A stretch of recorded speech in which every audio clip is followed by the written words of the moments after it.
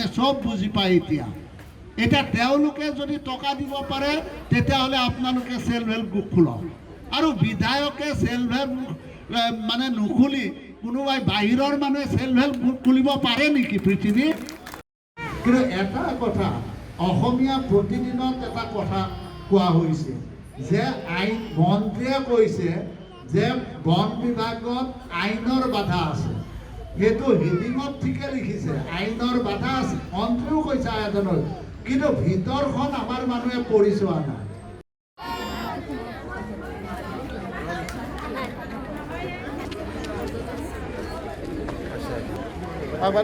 আজি মধ্য গুৱাহাটী মহিলা পৰিষদৰ উদ্যোগত আমাৰ গণেশ পাৰাৰ LP স্কুলত আমাৰ এই বৃহত্তৰ অঞ্চলৰ প্ৰায় 250তকৈ অধিক আজি মহিলাই অসম গণ পৰিষদ দলত যোগদান কৰিছে।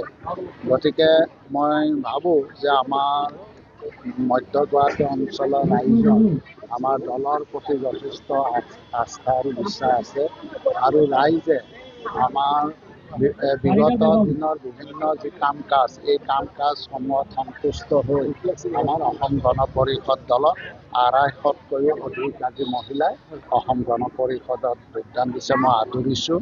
মই ভাবোঁ যে এনেধৰণৰ যোগদান কাৰ্যসূচীয়ে আমাৰ দলটোক অধিক শক্তিশালী কৰিব আৰু ইতিমধ্যে আৰু বহু সংখ্যকে ইতিমধ্যে আমাৰ অগপত যোগদান কৰিছে আৰু ভৱিষ্যতেও আৰু খুব কম সময়ৰ ভিতৰতো আৰু বহু সংখ্যক ব্যক্তিয়ে আমাৰ অসম গণ পৰিষদ দলত যোগদান কৰাৰ বাবে আমাৰ লগত যোগাযোগ কৰি আছে।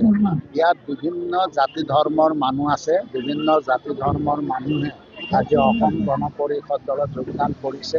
ই আমাৰ বাবে এটা শুভ লক্ষণ। চাওক, এতিয়া যিহেতু পশ্চিম গুৱাহাটীটো লুপ্ত হয়, পশ্চিম গুৱাহাটী লুপ্ত হোৱাৰ পিছত আমাৰ যিটো মধ্য গুৱাহাটী, এই মধ্য গুৱাহাটীৰ বেছিভাগ অঞ্চল আমাৰ পশ্চিম গুৱাহাটী অঞ্চলৰে মধ্য গুৱাহাটী সমষ্টিত অন্তৰ্ভুক্ত হৈছে।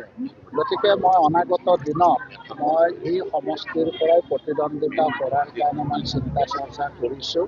নিশ্চয় এইটো আলোচনা কালত আমাৰ যি নেতৃবৃন্দ থাকিব, বিজেপিৰ নেতৃত্বৰ লগত আলোচনা হ'ব আৰু আলোচনা হ'লে মই ভাবোঁ যে আমি আমাৰ এই মধ্য গুৱাহাটীৰ যিটো বিধানসভা সমষ্টি আছে, নিশ্চয় আমি মিত্ৰজোঁটে এইবাৰ অধিক ভোটত আমি জয়যুক্ত হ'ব পাৰিম। অভিলেখ ভোটত আমি এই সমষ্টিৰ পৰা জয়যুক্ত হ'ব পাৰিম। কাৰণ ৰাইজে মই দেখা পাইছোঁ যে ৰাইজে আমাক আঁকোৱালি লৈছে, ৰাইজৰ আমাৰ প্ৰতি যথেষ্ট আস্থা আৰু বিশ্বাস আছে। গতিকে মই ভাবোঁ যে এইবাৰ এই সমষ্টিৰ পৰা জয়ী হোৱা কোনো অসুবিধাই নাই। যিহেতু আপুনি 25টাকৈ বছৰ পৰা নিৰ্বাচিত হৈ আহিছে, তেনে ক্ষেত্ৰত যদিহে যি আপোনালোকৰ বিজেপি পাৰ্টিৰ পৰা যি দিয়া হয় তেনেক্ষেত্ৰত কি কৰিব? নাই, এইটো বিজেপিৰ পৰা দিব যে এতিয়ালৈকে সিদ্ধান্ত হোৱা নাই। কাৰণ মই 25টা বছৰ নহয় 30টা বছৰ সম্পূৰ্ণ কৰিলোঁ। মই 30টা বছৰ এই সমষ্টিটোৰ বিধায়ক হৈ আছোঁ। গতিকে মই ভাবোঁ যে কোনো জটিলতা নাথাকিব। নিশ্চয় বিজেপিৰ নেতৃত্বই টিকেটৰ ক্ষেত্ৰত নিশ্চয় এটা, যিহেতু আমি মিত্ৰজোঁটত আছোঁ আৰু মিত্ৰজোঁটৰ যিহেতু গুৱাহাটী মহানগৰীত একমাত্ৰ ময়ে বিধায়ক অগপৰ দলৰ ফালৰ পৰা, গতিকে মই ভাবোঁ যে ভৱিষ্যতে এই ক্ষেত্ৰত কোনো অসুবিধা বা তেনেকুৱা আহুকালৰ সন্মুখীন হ'বলগীয়া আছে। যিটো সময়ত বিজেপিক মুছলমানে ঘৃণা কৰে, সেই সময়ত অসম গণ পৰিষদ দলৰ ক্ষেত্ৰত পাহাৰত থকা বহু লোকে আঁকোৱালি লোৱা পৰিলক্ষিত হৈছে। নাই, চাওক, পাহাৰ অঞ্চলত আজি যি ধৰণে উন্নয়ন বিকাশৰ কাম কৰা হৈছে, আজি পাহাৰ অঞ্চলত যি ধৰণে ৰাস্তা ঘাটেই হওক বা বিভিন্ন সামাজিক অনুষ্ঠান, ধৰ্মীয় অনুষ্ঠান বা তেনেধৰণৰ ইলেক্ট্ৰিফিকেশ্যনৰ কাম, এতিয়া খোৱা পানীৰো কাম পূৰ্ণ গতিত চলি আছে। গতিকে ৰাইজৰ এটা বিশ্বাস আছে যে আমাক এইজন বিধায়কে আমাৰ অনাগত দিনতো যথেষ্ট কাম কৰি দিব পাৰিব।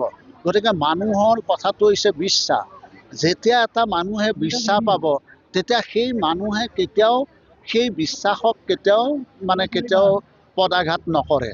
গতিকে মই ভাবোঁ যে পাহাৰ অঞ্চলৰ ৰাইজ, আপোনালোকে যদি গোটেই পাহাৰ অঞ্চল ঘূৰে তেতিয়াহ'লে দেখা পাব যে পাহাৰ অঞ্চলৰ ৰাইজ কিন্তু সুখী। অকল পাহাৰ অঞ্চলে নহয়, নামনি অঞ্চলৰ ৰাইজেও আজি যি ধৰণে বিভিন্ন কাম কৰা হৈছে, সেই ক্ষেত্ৰত প্ৰায় সন্তুষ্ট হৈছে। গতিকে সন্তুষ্ট থকাৰ কাৰণে আজি মানুহ এনেধৰণে মানে সদল বলে ওলাই আহিছে আৰু অসম গণ পৰিষদ দলত যোগদান কৰিছে। ঠিক আছে।